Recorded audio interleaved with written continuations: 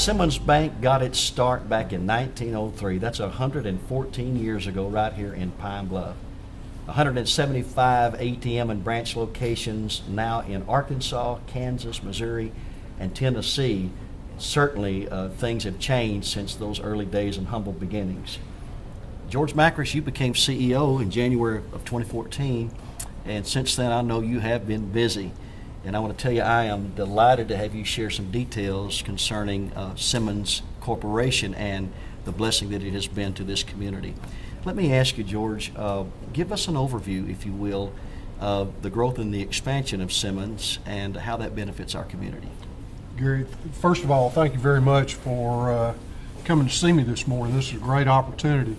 You know, we are very proud of what Simmons has been to this community for 114 years now. You know, as we travel around the country and we communicate with a lot of banks, very few have the history that Simmons does.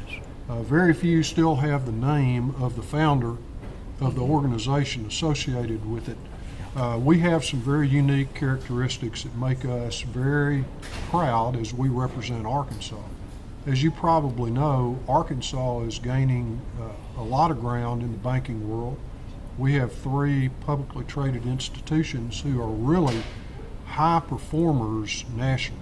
Yeah. And as we travel around the country, I know it's hard for the people in Pine Bluff to believe, but Pine Bluff is on the map in the banking world. We've had a really good stretch of luck over the last 3 years. The M&A markets have opened up to us, and the way we integrate our acquisitions is totally unique in the industry today. Many banks come in, buy other banks, insert their own teams to run those banks. We do just the opposite. We buy banks, we leave the people in place that have been successful in running those banks, and we bring additional resources to bear so that they can have even more success than they've had in the past.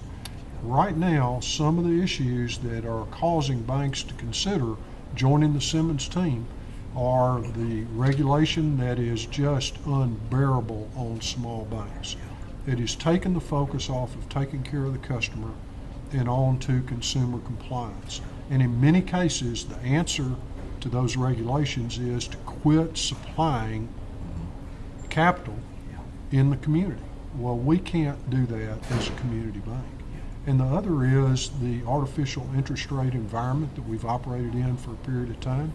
Small community banks have local investors who expect a return on their investment.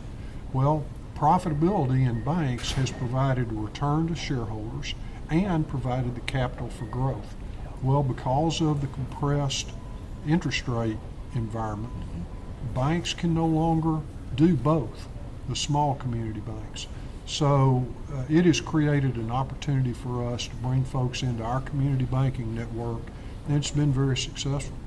We actually have 3 pending acquisitions that will take us to about 250 locations in 7 states and $13.5 billion in assets. So we're excited about that. Amen.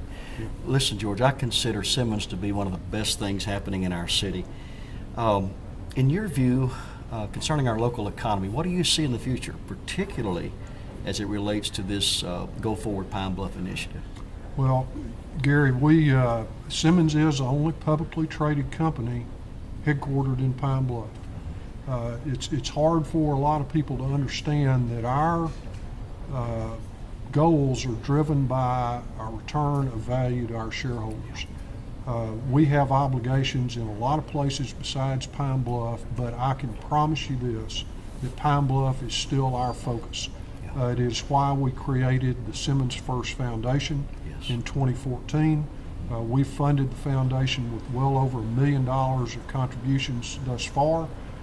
We funded their Go Forward Pine Bluff project, which was a mixture of around 100 people in the community who applied to be a part of the process.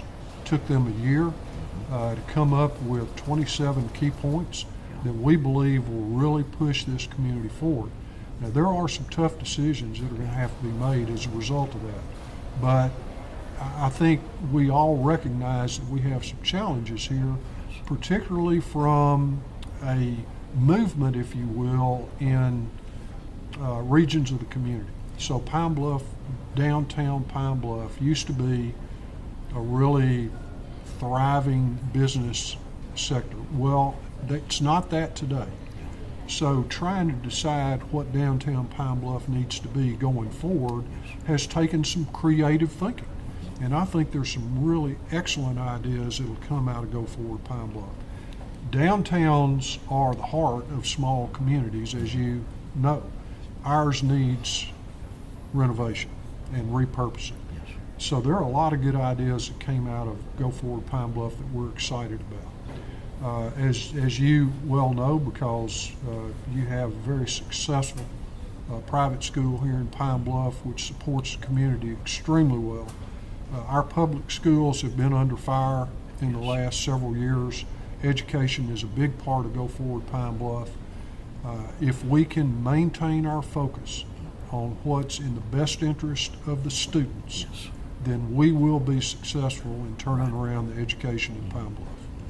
Well, George, the vision is there. We just have to buy into that vision and move forward. That's Listen, right. I thank you for taking the time to do this interview. You bet. And for representing what I believe to be a part of the best of the Bluff. Thank you, Well, George. thank you very much. Appreciate it, Gary. man. All right.